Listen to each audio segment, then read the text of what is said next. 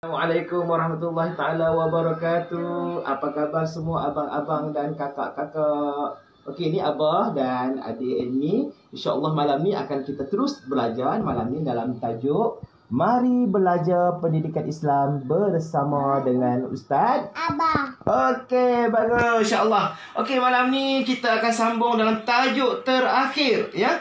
Tajuk terakhir dalam bahagian masalah rumah tangga dan juga penyelesaiannya, iaitu tajuk li'an. Eja dia L-I-A-N, bukan lian. Li'an. Sebut anak-anak, li'an, ya. Li'an. Okey. Apakah itu li'an, ya? Malam ni kita akan tengok pengertian li'an, sebab berlakunya li'an, proses berlaku li'an, implikasi li'an, dan apakah kebaikan li'an yang dibenarkan dalam Islam. Okey.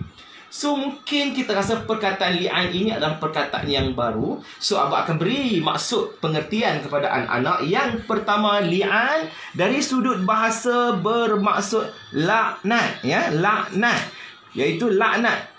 Yang kedua, istilah sumpah suami yang disertakan dengan laknat daripada Allah Subhanahu Wa Taala untuk menolak hukuman qazaf, iaitu menuduh. Kita tahu qazaf ni ialah tuduh seseorang melakukan zina tanpa saksi disebabkan tuduhan zina terhadap isteri atau menafikan nasab ataupun keturunannya. Okey. Maknanya kalau dia itu menuduh isterinya, kalau seorang manusia biasa, kalau dia menuduh seorang itu tanpa ada saksi, maka dia dikenakan hukuman qazaf, iaitu menuduh orang tanpa ada saksi, dan dikenakan hukuman 80 sebatan. Bagaimana pula kalau suami yang tuduh isterinya berzina? Adakah dia perlukan 4 orang saksi? Maka dalam hukum inilah Islam mendatangkan perkara yang dipanggil li'an, iaitu sumpah laknat. Okey. Jadi sebab-sebab li'an. Okey. Kita tengok dekat sini, ya, sebab-sebab li'an. Yang pertama, suami menuduh isteri berzina tanpa membawa 4 orang saksi untuk membenarkan tuduhannya. Yang kedua, untuk mengelakkan hukuman qazaf, sebab li'an, ya. Yang ketiga, isteri juga untuk menyelamat ataupun untuk mempertahankan diri boleh bersumpah juga untuk menolak tuduhan suaminya itu. Okey. Bagaimanakah proses untuk melakukan li'an ini? Okey, kita tengok dekat sini. Apakah tunjukkan proses-proses li'an? Yang pertama, suami bersumpah di hadapan hakim sebanyak 4 kali berturut-turut menuduh isterinya berzina. Dia sumpah macam mana? Junjung Quran kan? Tak. Wallahi wa billahi wa tallahi. Wallahi wa billahi wa tallahi. 4 kali. Dan sumpah yang kelima, iaitu mengandungi laknat ke atas suami jika tuduhannya itu adalah palsu. Okey. Manakala isteri juga boleh bersumpah juga sebanyak 4 kali. Wallahi wa billahi wa tallahi, abang, saya tak buat semua tu. Kan? Maka isteri juga boleh bersumpah sebanyak 4 kali, ya. Dan sumpah kelima dia mengandungi laknat sekiranya saya melakukan. Kan? Maka laknat ke atas dirinya jika dia itu berdusta. Itulah dipanggil sumpah laknat ataupun proses li'an. Okey. Bila berlaku sumpah li'an ini, anak-anak, sudah pasti memberikan satu implikasi atau kesan yang sangat besar. Bahaya sumpah li'an ini, ya. Kita tengok dekat sini, implikasi li'an yang pertama, sudah pasti suami dan isteri bila melakukan sumpah laknat itu, mereka akan terpisah. Dan mereka tidak boleh berkahwin lagi selama-lamanya.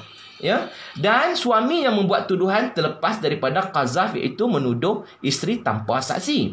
Manakala isteri pula, sekiranya dia tidak mempertahankan atau menolak tuduhan tadi, maka dia akan dikenakan had zina ataupun hudud zina, ya, hukum zina, iaitu hukum merejam sampai mati. Dan bagi anak yang dinafikan, ya, dalam sumpah li'an kedakam, ya, dalam sumpah li'an tadi ternafi nasabnya daripada suami. Kalau dia kata anak ni bukan anak dia, disumpah dia kata tu anak dalam kandungan perempuan tu, isteri aku tu bukan isteri aku tu, bukan anak aku, maka sekiranya berlaku seperti itu, maka dia tidak boleh mengaku lagi bahawa anak itu anaknya.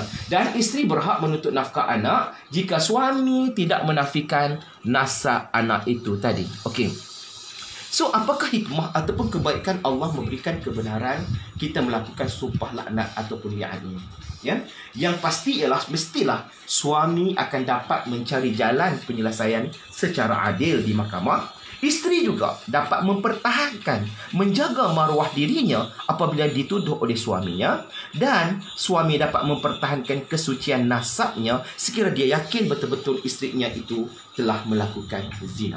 So, anak-anak, maknanya kesan daripada li'an ini memberikan implikasi yang sangat buruk dan sangat besar. Sebab itu perkara sumpah di dalam Islam tidak boleh bermain-main, kerana ia pastinya akan diselesaikan dengan beberapa perkara seperti kafarah dan juga sebagainya.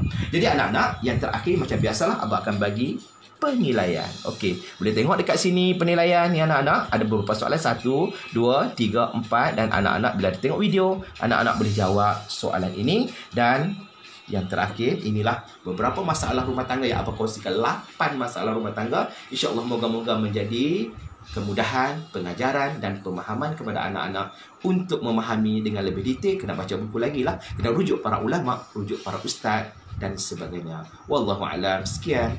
Assalamualaikum warahmatullahi wabarakatuh. Selamat berjaya.